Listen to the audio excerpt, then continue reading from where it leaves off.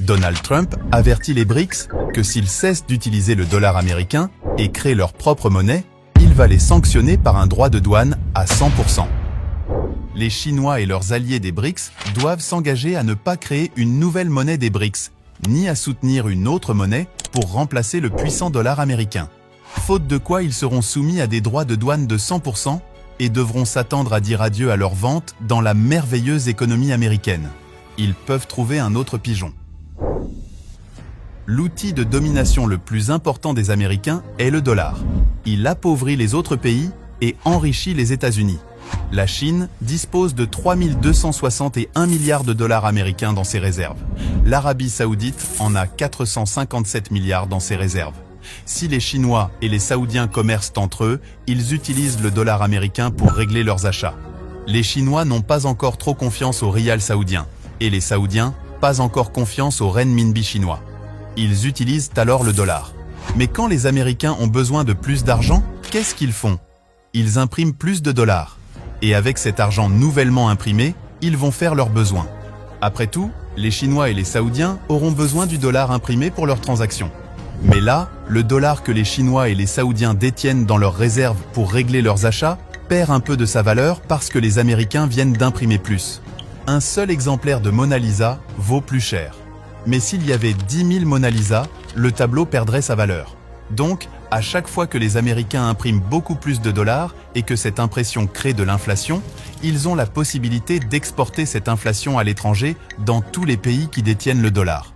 Et le fait de partager leur inflation avec tous les pays détenteurs des dollars réduit l'inflation réelle aux États-Unis. Par contre, si moins de pays détenaient des dollars, les États-Unis pourraient avoir plus de mal à exporter leur inflation et finiraient par absorber eux seuls toutes les pressions inflationnistes qui affecteraient plus directement leur économie nationale.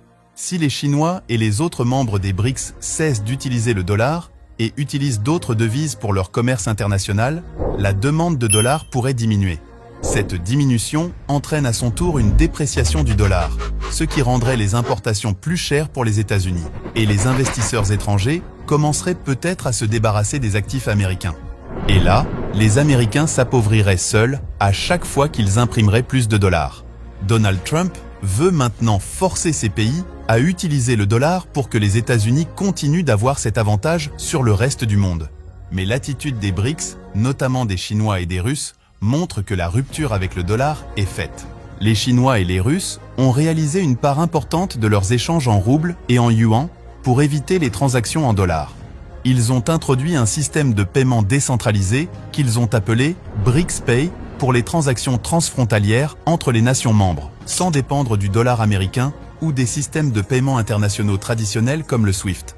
À l'heure actuelle, rien n'indique que ce système est pleinement opérationnel pour une utilisation généralisée dans tous les pays membres. Vous pouvez voir ici Poutine tenir un flyer faisant la promotion de ce système de paiement lors de leur dernier sommet. Et c'est principalement lui et les Chinois qui poussent le reste du monde à se dédollariser. Lui, parce que les sanctions imposées à la Russie l'ont coupé du système de messagerie financière SWIFT. Les Chinois poussent également à la dédollarisation pour protéger leur économie contre des pressions géopolitiques similaires. En cas de tensions accrues ou de conflit avec les États-Unis, disposer d'un système financier alternatif pourrait s'avérer crucial. Cela a été démontré lors des sanctions contre la Russie, où les systèmes de paiement alternatifs sont devenus plus précieux.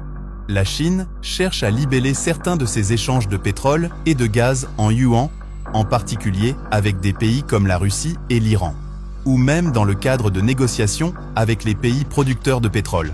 C'est le nouveau concept de pétro-yuan. Les Chinois et les Russes ont commencé à accumuler de grandes quantités d'or ces dernières années pour réduire leur dépendance au dollar américain.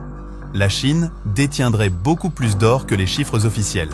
Les chiffres officiels situent les réserves d'or de la Chine à environ 2000 tonnes. Mais le montant réel, y compris les réserves non déclarées, se situe entre 5 000 à 50 000 tonnes si l'on tient compte des réserves de l'État et du secteur privé.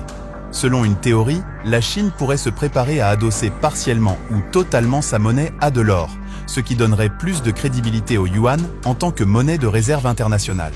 Mais on est encore loin. En Russie, les chiffres officiels montrent une augmentation d'environ 1000 tonnes en 2008 à plus de 2300 tonnes ces dernières années. ce qui en fait un détenteur important de réserves d'or à l'échelle mondiale. Elle a accumulé autant pour renforcer son indépendance financière.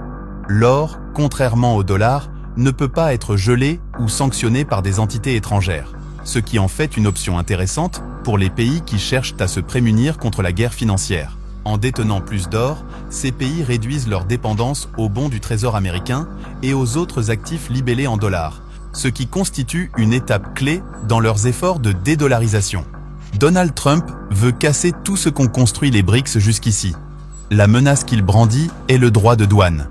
La Chine dépend encore largement des États-Unis pour ses exportations de biens de consommation, d'électronique et de machines. En 2023, ses exportations aux États-Unis s'élèvent à 664,4 milliards de dollars. Des droits de douane élevés pourraient avoir un impact sévère sur ce commerce.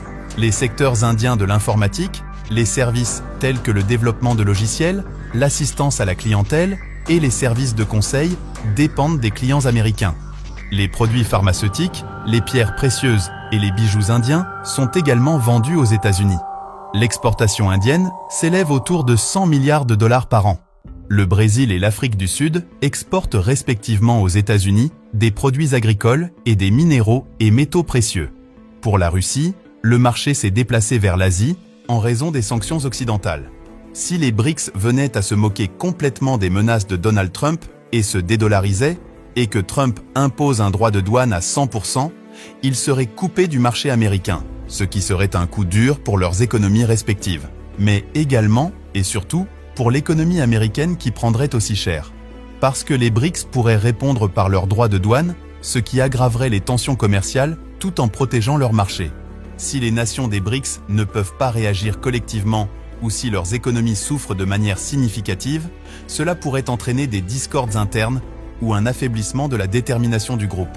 En plus, l'administration de Trump, connue pour son approche transactionnelle, pourrait négocier individuellement des exemptions ou de meilleures conditions avec les pays des BRICS, ce qui pourrait soit fracturer, soit renforcer l'unité des BRICS en fonction de la façon dont ces négociations se déroulent.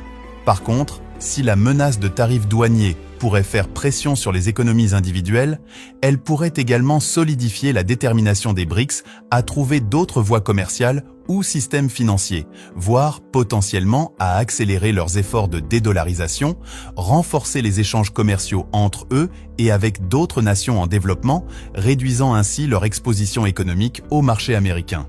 Raison pour laquelle les pays des BRICS cherchent activement à diversifier leurs partenaires commerciaux et à réduire leur dépendance à l'égard des États-Unis. L'expansion du bloc des BRICS pour inclure de nouveaux membres comme l'Égypte, l'Éthiopie, l'Iran et les Émirats arabes unis a amplifié leur poids économique collectif, ce qui leur donne plus de poids pour commercer entre eux et pour faire pression en faveur de changements dans le système financier mondial. Et beaucoup de pays se joignent à leur cause, expriment leur mécontentement à l'égard de l'architecture financière mondiale actuelle qu'ils perçoivent comme dominée par l'Occident.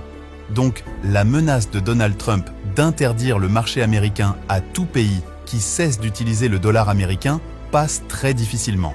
En théorie de jeu, c'est une situation où il n'y a pas de gagnant clair, ou ce qu'on appelle souvent un jeu à somme nulle, ou pire, un scénario où tout le monde perd.